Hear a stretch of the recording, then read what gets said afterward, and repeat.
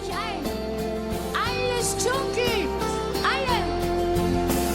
Das Fest war zu Ende, die Straße so einsam, die Lichtreklamen schon aus.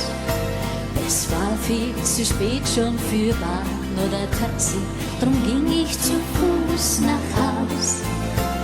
Ich merkte auf einmal, mir folgte ein Schatten, ich drehte mich um und ich sah ein frierendes Kätzchen mit goldenem Halsband, worauf zu lesen war: Ich wohne Mozartgasse 10, gleich unten im Parterre.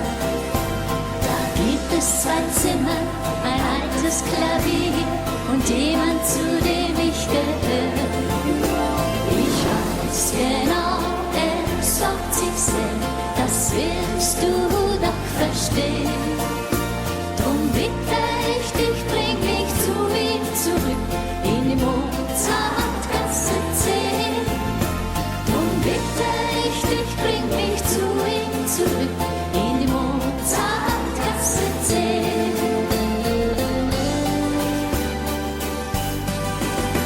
Und heute auf den Tag ist es 2 Jahre her, seit das Kätzchen sich damals verirrt.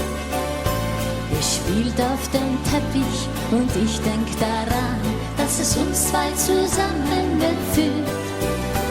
Das goldene Halsband mit Anschrift von dir, das ich jetzt als Talisman trage, ist Grund dafür, dass ich heute mit dir dieselbe Adresse habe. Und alle, ich wohne Mozartgasse 10, gleich unten im Parterre.